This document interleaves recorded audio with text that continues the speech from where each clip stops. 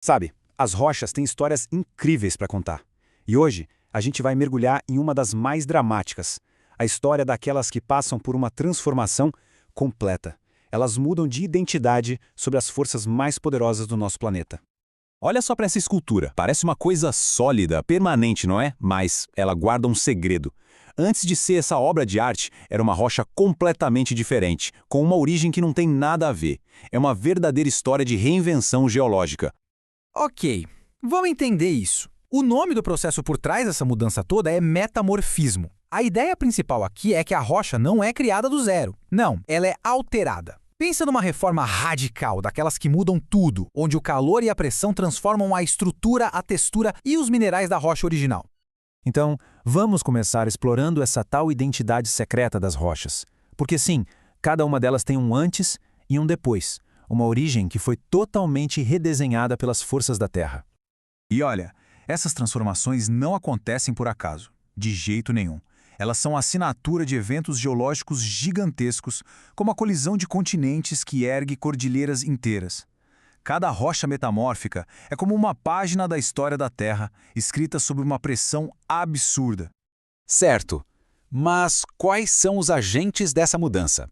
Vamos focar agora nas duas forças motrizes por trás dessa transformação incrível: a pressão e o calor. Basicamente, existem dois tipos principais. De um lado, o metamorfismo regional, que é causado por aquela pressão imensa da colisão de placas tectônicas. Do outro, o metamorfismo de contato. Esse é mais localizado e acontece quando o calor de uma câmara de magma literalmente cozinha as rochas que estão ao redor.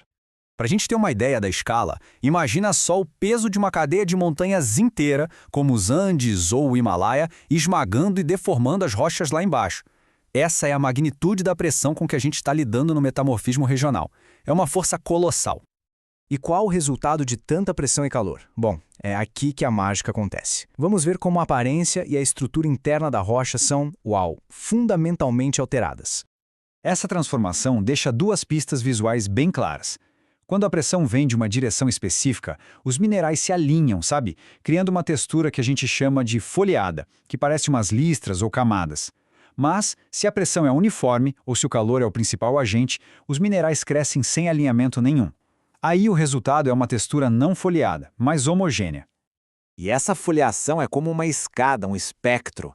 Começa com a ardósia, com aquelas camadas fininhas e perfeitas. Aumenta um pouco a intensidade e ela vira o filito, que já tem um brilho sedoso. Com mais pressão e calor, chegamos ao xisto, onde os cristais minerais já são visíveis e alinhados. E no ápice, temos o gneiss, onde os minerais se separam em faixas claras e escuras. É uma história de transformação contada em camadas, literalmente. Agora, que tal uns exemplos clássicos de antes e depois? Vamos conhecer as rochas originais e o que elas se tornam nessa jornada metamórfica. Olha só que interessante as conexões. O calcário, que é uma rocha sedimentar, se recristaliza para formar o nobre mármore. O arenito, que é feito de grãos de areia, se funde para virar o quartzito, que é extremamente duro. Já o granito, uma rocha ígnea, tem seus minerais reorganizados em faixas e se torna o gneiss. E a argila compactada, o folhelho, se transforma no xisto, com seus cristais brilhantes e alinhados. Mas essa história geológica toda pode parecer distante, né? Só que não. Na verdade, ela está bem aqui, ao nosso redor. Vamos trazer essa escala gigantesca para o nosso mundo cotidiano. É que essas rochas transformadas são incrivelmente úteis. O mármore é usado em construções e esculturas há milênios. A ardósia é perfeita para telhados, porque ela se divide naquelas lâminas finas e resistentes. E o quartzito, por ser tão duro, é uma escolha excelente para bancadas de cozinha. Elas estão em toda parte. E são as propriedades de cada uma que determinam o seu uso. Como a gente vê aqui, o mármore é lindo, mas tem uma resistência menor e reage com ácido. A ardósia tem uma resistência mediana, mas sua capacidade de se dividir em placas perfeitas a torna ideal para telhas. Já o quartzito, ele está no topo da escala. É quase indestrutível, um dos materiais naturais mais resistentes que existem. Então, a importância vai muito além da estética. Cientificamente, elas nos contam sobre o passado da Terra. Economicamente, são recursos valiosos.